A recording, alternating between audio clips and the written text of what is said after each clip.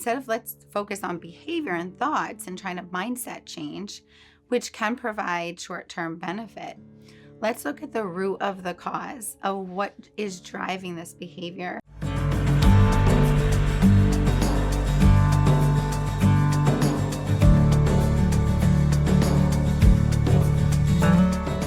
Welcome to Wisdom Beyond the Womb. I'm Trisha Harris with Trisha Harris Photography, and today I'm sitting with Erica Kesilman with Somatic Coaching Therapy. Hi, Erica. How are you today? I'm doing well, thanks. How are you, Trisha? Wonderful. I'm so excited you're here, and I'm really interested in learning more about who you are and what is somatic therapy. Yes, thank you so much for having me. I'm excited to be here. And a somatic coach or somatic therapy practitioner is somebody who addresses the nervous system health, emotional, cognitive, and relational health and well-being. So it looks at the root cause of what drives challenges with behaviors, with thoughts, with relationships, with certain diagnoses, chronic illness, disease. And we're looking at trying to heal, repair, restore ourselves back into a state of health and thriving. I love that. I'm excited to talk to you today about what you offer to our community and how you got involved with this. So, Erica, excited you're here. Tell me more about somatic coaching and how that helps moms in our community. Thank you, Trisha, for having me. I'm so excited. And just to preface, I'm just getting over a cold too, so I don't normally sound like this, so excuse me if I cough or have to stop for a moment. But yeah, so my company, Erica Kesilman, and it's Somatic Therapy Coaching. It supports families that range. It's individual for adults or families as a whole. I work individually with teenagers and children just to address conflict or challenges that have to do with behaviors, intellectual challenges, cognitive challenges with academics, or focus with ADHD, and also emotionally based challenges. When there's emotional dysregulation in the mind and the body, if there's a lot of emotional meltdowns, breakdowns, as we all kind of experience as humans, how to really manage and navigate those challenges. And the word somatic, because I think a lot of people are not too familiar with it. No, I've never heard of the term until I met you. Okay, so. Yeah. It comes from the word soma, which means body. Okay. So we're talking about the communication that comes from the body up to the brainstem that drives everybody's thoughts and behaviors and cognition. Okay. So when we work with the body, we're working with the central nervous system, and you're working with generations of patterns of like toxic stress and adversity and hardship and stress. So just think of it as like stress. We're all stressed. In today's world, yes. Yeah. So it's helping to guide families through their stress, through their anxieties. And again, it might be academic focus. It might be more relationally, just at home between parent and child. Maybe it's between siblings. Maybe again, it's something just individual with a person, an adult or a teenager with compulsions, obsessions, addictions, just their general state of well-being. And when I offer support through somatic work, it's getting back kind of an integration of, instead of let's focus on behavior and thoughts and trying to mindset change, which can provide short-term benefit, let's look at the root of the cause of what is driving this behavior or this thought or this pattern relationally or emotionally, and bring it down to like, how am I actually feeling in the body? What is my response, stress response? So you might be familiar with like a fight, flight, freeze response, right? Yes. When people go into like, I'm really upset, I need to run away, or I shut down. So all these different states of the nervous system and supporting the nervous system to have balance or regulation. So I don't know, maybe, a common term these days is like emotional intelligence. This is taking it down to this like a biological, neurobiological concept or level of the nervous system's responses to balance or regulate the nervous system. So again, it creates that harmony from the body and drives then the thoughts to create more positive thinking, managing, again, coping through stresses and softening patterns that sometimes people don't want in their lives. Yeah, you know, absolutely. right? Anything to heal the body, Yes, and the mind together is powerful. How did Yes. you get involved with this approach? Yeah, that's a good question, and it's been an evolution. Like I imagine everybody goes through their life. As with my psychology background and educational background, I started in the school setting as a teacher and then a supervisor, and I worked there for so many years. And it was very behavioral focused, obviously, right? Like behavioral modification. Let's, push the kids, push everybody to try to like accomplish something, achieve something, meet the standards. And there was, while there was like SEL, emotional or social emotional learning, there wasn't a clear support system for, again, like the whole being of what a child, what an adult is going through, right? Everybody's just kind of on autopilot, like, oh, I'm just stressed. Like it's a common thing. Like we're supposed to be stressed, right? And I just saw so many gaps, and it was really challenging because, like there's too much force and too much expectation that wasn't developmentally appropriate, that wasn't meeting the right level of a child's or teenager's brain development. A human brain is not fully developed until 25, and actually latest research shows now not until like 30 or 35. That's crazy. And I'm talking about like prefrontal cortex. Like Here we are, brainstem, midbrain, higher brain. So we're asking kids and teenagers and even adults to do these like high brain things when that's not fully developed yet. So it's not even accessible. So anyway, knowing this from psychology, I just then, what really made the transition for me were my own personal challenges and struggles with chronic illness, disease, my reactivity when my firstborn was born 10 years ago. And so it really came from a relational and physical, emotional, kind of, you're looking at this like cognitive, emotional, relational health, right? All the things, but it just was driving from like at home. When I was at home and I was trying to work, balance work life, be a parent. Again, I had all like the background information in my head, but like my body and my reactions were so disproportionate to what I knew I wanted. Like I was screaming at my child. I was hurting her. And that like obviously broke my heart. And I was like, I have to do something to change. And then, just thankfully, I think through my research, I found just this wide network and community of when you're working with like mental health or support for the development of a human, when they're going through different challenges, there's something that is connected to the nervous system. And the word, somatic came up, and through like the program, the certifications that I went through parent coaching. Mm-hmm. So first it started really with parenting, and I was introduced to somatics there.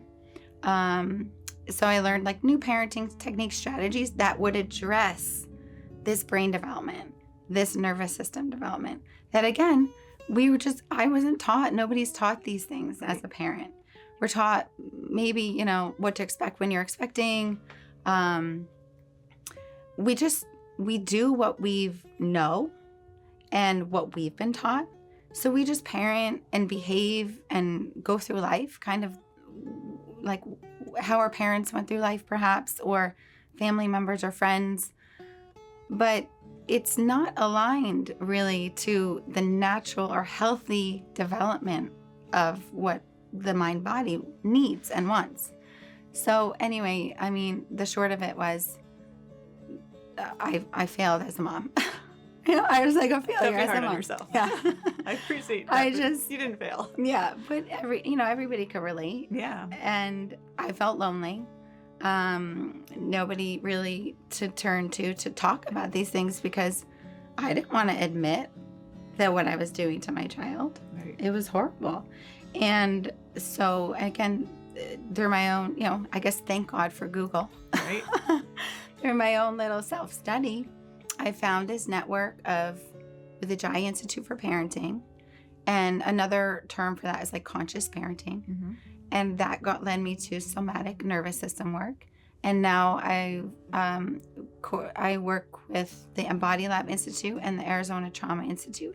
So I'm a trauma specialist as well, because anytime you've experienced an overwhelm and somebody told you can't feel that, you can't think that, cut it out, go to your room, it's trauma, which is just, I'm overwhelmed and I have no support with me. So you can just think of it as that, because sometimes people are like, well, trauma, I didn't have any trauma. But really, we all have.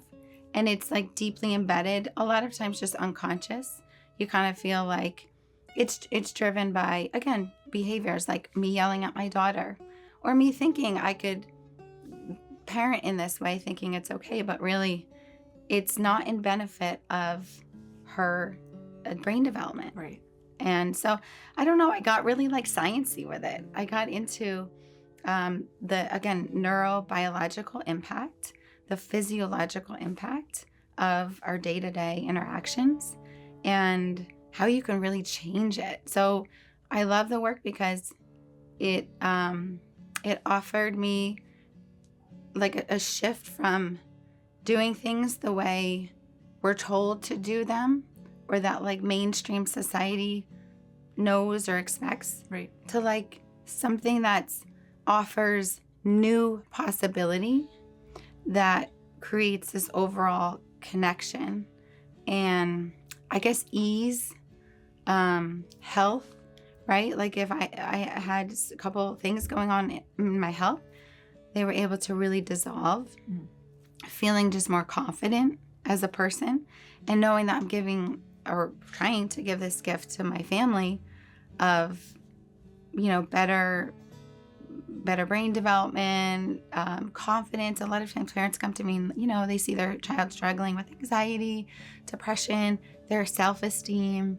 So now we kind of know the root cause of that. And so that led me to creating EK coaching, somatic coaching, and just bringing all of that into people's experience with emotional regulation. I love that. And thank you for being bold and sharing that, because so many times moms feel like they're the only ones that yell at their kids. They're the only ones struggling. And as you shared, you're not alone in this struggle as a parent. And there's another way to get that help out there. So what does that look like when somebody's working with you to break those chains, break those generations of this is how we've always done it to trying this new approach through your coaching?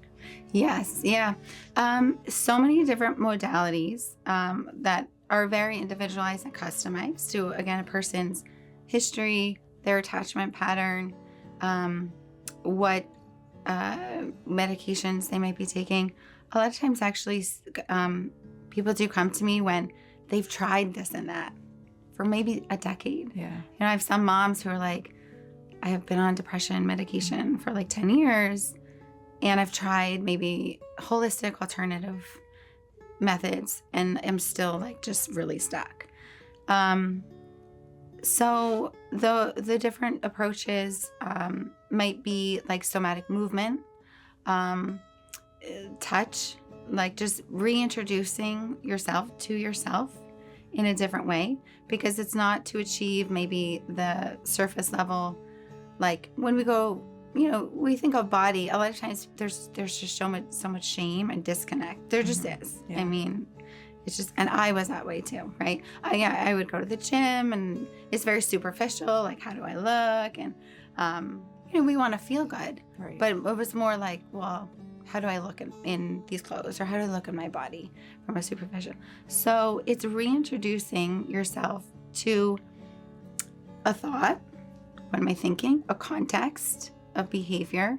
I can't, for example, like, I can't stop eating late at night, or I can't stop like scrolling on my phone and I have disrupted sleep, or with relationships, like I would like to stop yelling, but I can't stop yelling. Right. So we just go through the, like a bottom-up approach. It's a bottom-up approach, but looking at how typically we're thinking, we're analyzing, we're trying to logicking, reading books about how to change.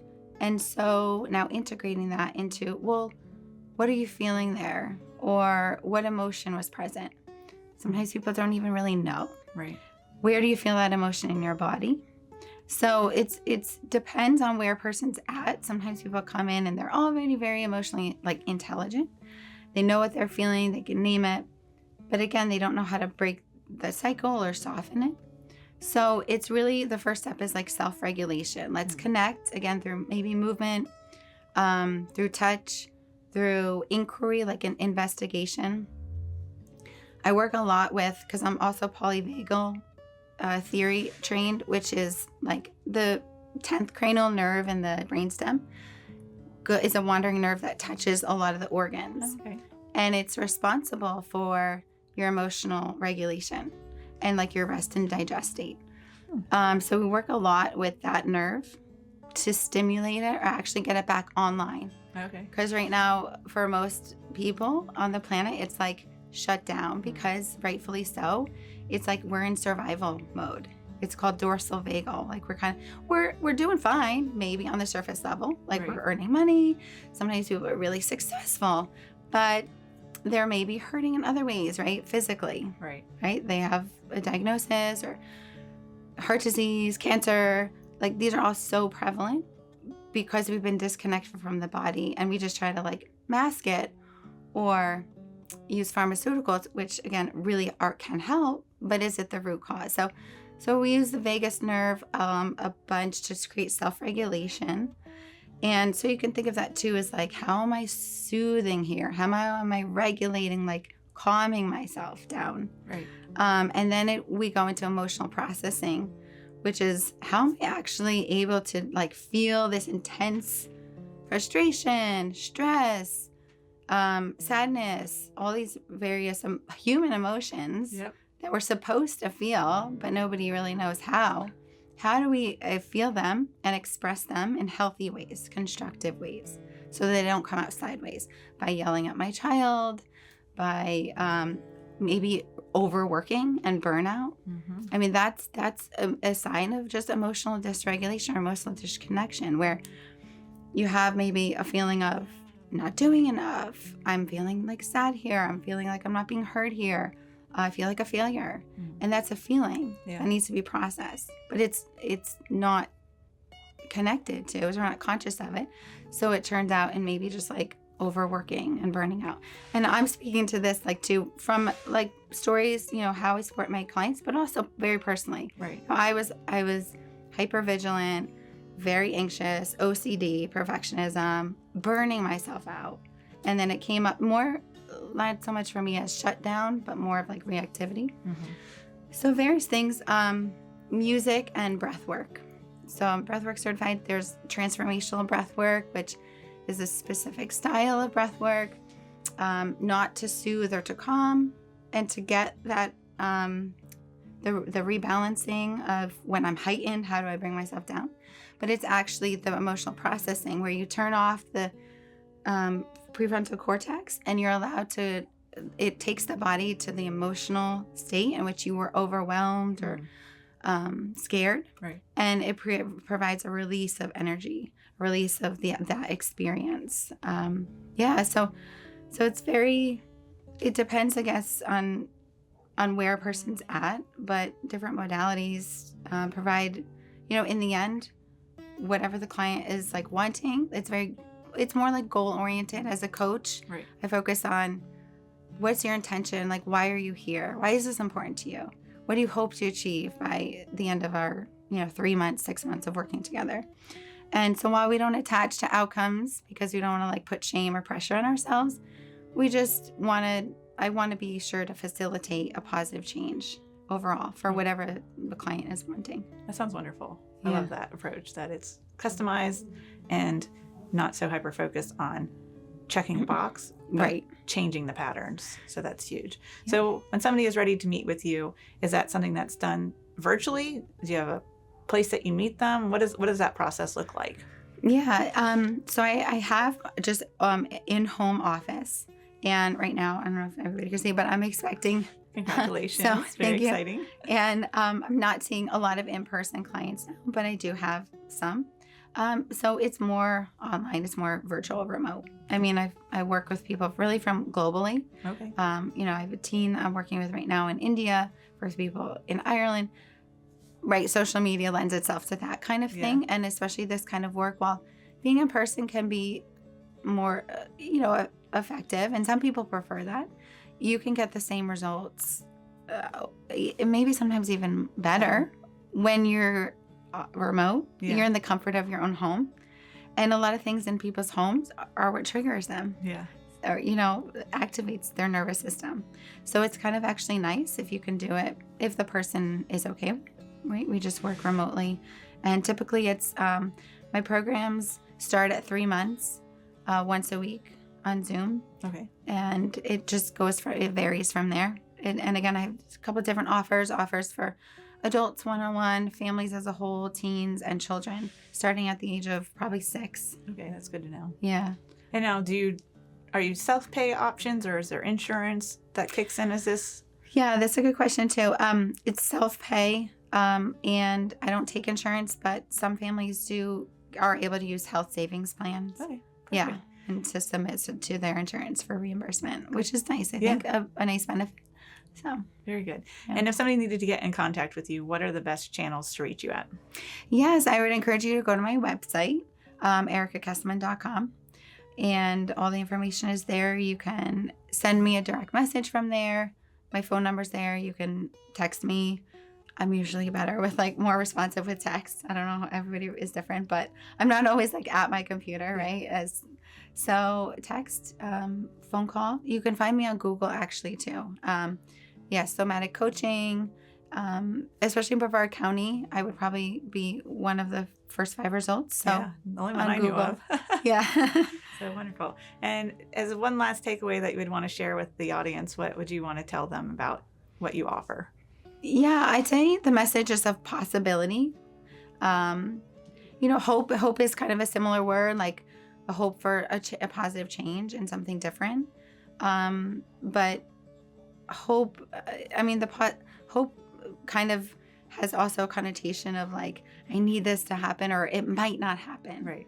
Right. But the possibility means yes, there is a doorway to your ability to receive and get what you want out of your life.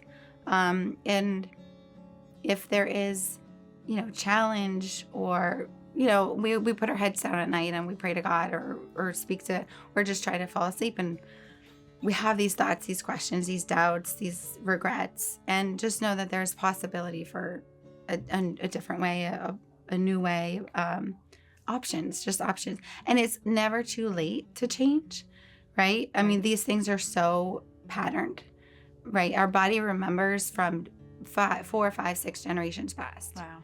It's ancestral trauma, it's generational trauma, but it's never too late. It's never too late. So I just want to inspire people to just maybe get curious and be like, what is this? What is she talking about? Maybe I want to learn more, and just see, because it can open up the doorway for so much more, really joy, a peace of mind, kind of a natural state in which we're designed to be here on the planet, as let's just enjoy this time and provide a solid foundation for our lineage, and set ourselves up for more, just health and thriving. I love that. A doorway to possibilities, and just get curious. Yes. Awesome. Yes. Well, thank you so much, Erica. It's been really fun chatting with you today. Welcome. Thank you so much for having me, Trisha. It was fun.